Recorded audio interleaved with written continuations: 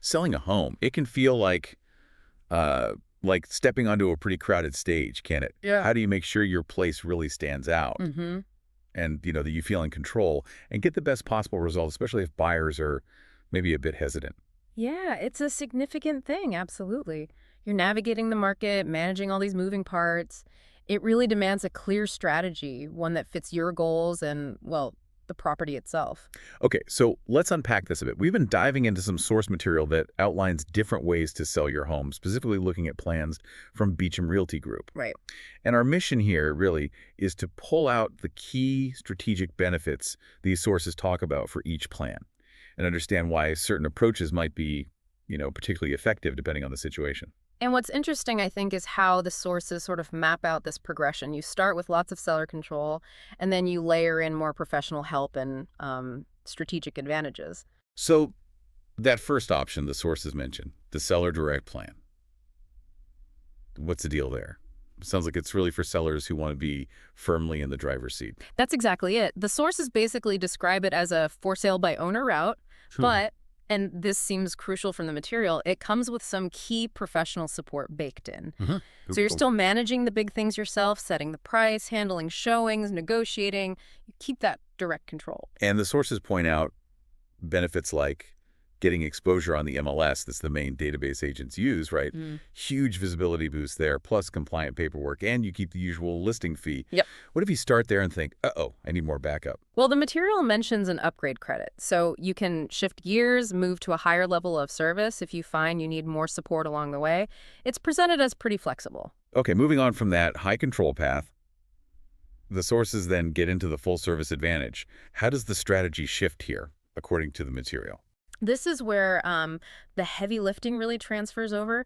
The sources put a lot of emphasis on bringing in expert negotiation skills. Yeah. They directly link that to potentially adding thousands to your final sale price and, maybe just as importantly, protecting you from common hiccups during the contract phase. So it becomes more hands-off for the seller. Exactly. More convenience.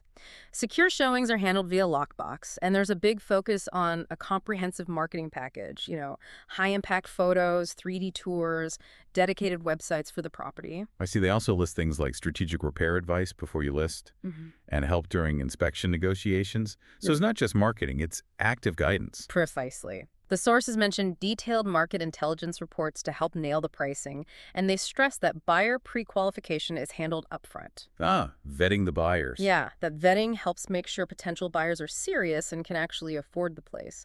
The sources frame that as, well, crucial for avoiding wasted time and headaches. Makes sense.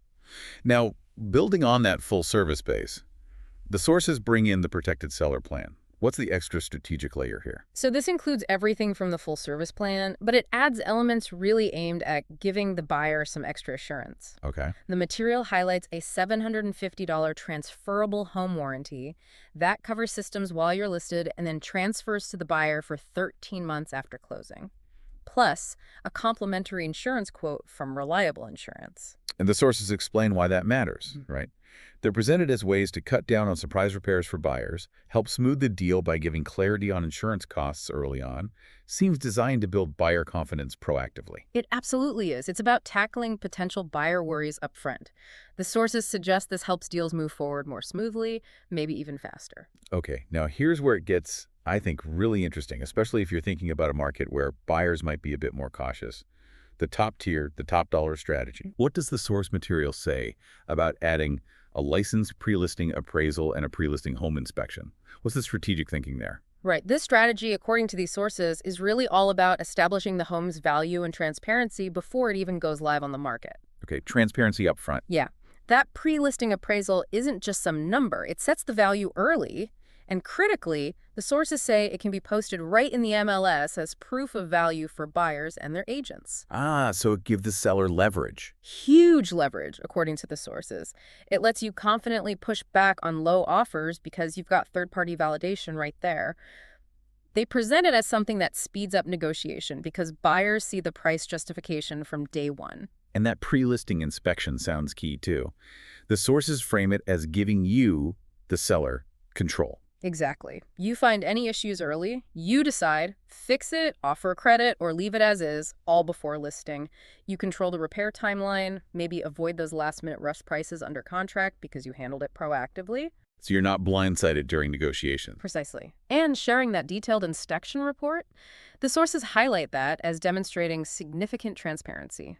This, they suggest, pulls in more serious, confident buyers right from the start. Hmm. And it massively reduces the chance of surprises or those really tough renegotiations later on. The marketing phrase pre-appraised and pre-inspected is presented almost like a magnet for qualified buyers. So potentially fewer days on market. Potentially, yeah, and it acts as a negotiation shield. You can just point to the report and any work you've already done. For a seller in a market where convincing buyers and minimizing friction is key, this strategy, based on the sources, really seems designed to position the home strongly from the get-go. Okay, so wrapping this up, what does it all mean? We've seen from this source material that whether you want, maximum personal control or a really supported proactive strategy, there are different paths.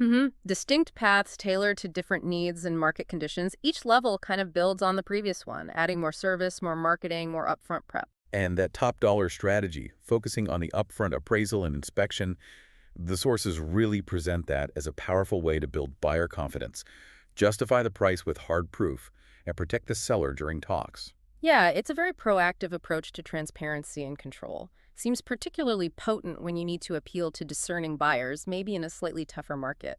So if you're thinking about selling and wondering which of these approaches might fit your situation best, the source material points towards calling 321-363-9336 or visiting www.beachamrealtygroup.com for more direct info. And this does bring up an interesting final thought for you listening in. When you consider these different levels of service and the strategic advantages the sources highlight, especially around upfront preparation, what level of control and transparency would actually make you feel the most confident putting your home on the market?